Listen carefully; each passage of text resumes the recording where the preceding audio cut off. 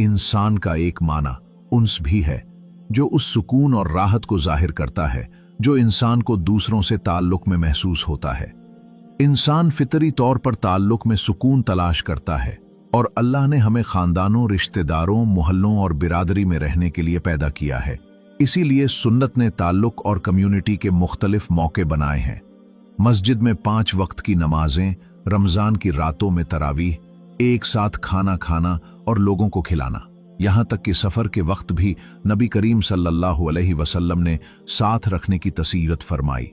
कुछ अहादीस में तन्हा रात गुजारने या अकेले सफ़र करने से भी मना किया गया है अगर उससे बचने का रास्ता हो। क्यों? क्योंकि नबी करीम सल्लल्लाहु अलैहि वसल्लम ने फरमाया, शैतान भेड़िए की मानिंद है और वो हमेशा अकेली भेड़ पर हमला करता है, तो जमात के करीब रहो और खुद को अलग न करो। इसीलिए शादी के बाद वलीमा और बच्चे की पैदाइश पर अकीका करना भी इबादत है, क्योंकि ये सब ताल्लुक उन्स और कम्युनिटी के इजहार के तरीके हैं। नबी करीम सल्लल्लाहु अलैहि वसल्लम ने इल्म और जिक्र की महफिलों की तारीफ फरमाई है और उन्हें जन्नत के बागात करार दिया है, जिन्हें तलाश करने के लिए फरिश्ते हर रात जमीन पर घूमते हैं। अल्लाह ताला ने तकरीबन हर चीज को जोड़ों की शक्ल में पैदा किया है और हमने हर चीज को जोड़ों की सूरत में पैदा किया ताकि तुम नसीहत हासिल करो। हजरत मूसा अलैहिस्सलाम ने दुआ की कि अल्लाह ताला उनके भाई को उनके साथ नबी बना दे, मेरी कमर को उसके जरिए मजबूत कर दे और मेरे काम में उसे शरीक कर दे। उलमा में से कुछ ने कहा कि किसी ने कभी किसी और के लिए ऐसा अजीम एहसान नहीं किया जैसा मूसा अलैहिस्सलाम ने किया। उनकी दुआ के जरिए उनके भाई नबी बना दिए गए। इसी तरह इंसान अपने जीवन साथी की तलाश में होता है ताकि वो तन्हाई से सुकून पा सके, और उसकी निशानियों में से है कि उसने तुम्हारे लिए तुम ही में से जोड़े पैदा किए ताकि तुम उनके पास सुकून हासिल करो। नबी करीम सल्लल्लाहु अलैहि वसल्लम ने निकाह की बहुत ताकीद फरमाई।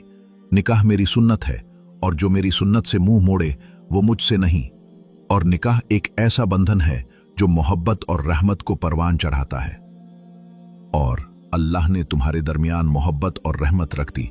इमाम राजी रहमहुल्लाह इस बारे में फरमाते हैं कि निकाह में अल्लाह की निशानियों में से एक निशानी ये भी है कि एक शख्स किसी ऐसे इंसान से जिससे वो कुछ महीनों पहले मिला हो इतनी मोहब्बत कर सकता है जितनी उसे अपने बचपन के खानदान वालों से भी नहीं होती।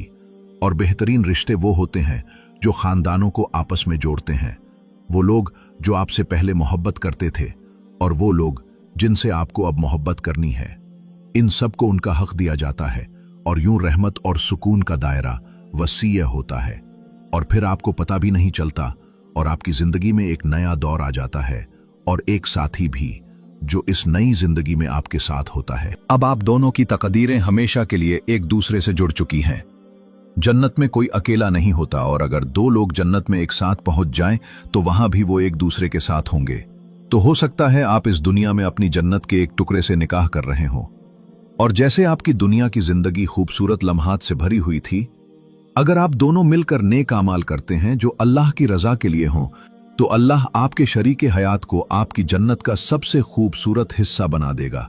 लेकिन अगर तन्हाई आपका मुकद्दर है, और सिर्फ निकाह ही नहीं बल्कि जिंदगी के मुख्तलिफ मराहिल पर तन्हाई क्यों आती है? उलैमा ने तन्हाई की कई अक़साम बयान की हैं। जब आपके पास कोई साथी, दोस्त या अजीज न हो तो वो लम्हात वाकई मुश्किल होते हैं, लेकिन हो सकता है ये तन्हाई आपके लिए खलवत, अल्लाह से खास ताल्लुक का दरवाजा खोल दे, जहां आप लोगों की मसरूफियत के बिना अल्लाह की निशानियां समझने और गौर व फिक्र करने का सलीका सीखते हैं। फिर एक तन्हाई होती है जो अजनबीपन की होती है, और ये सबसे सख्त होती है जब लोग आपको छोड़ देते हैं सिर्फ इसलिए कि आप वो हैं जो आप हैं, या आपकी फितरत ही आपको लोगों से दूर कर देती है।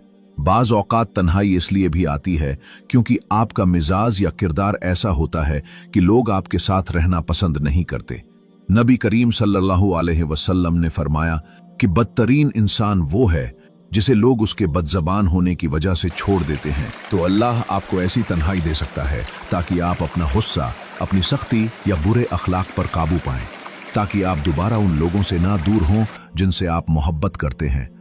यही बात गुनाह और तन्हाई पर भी सादिक आती है।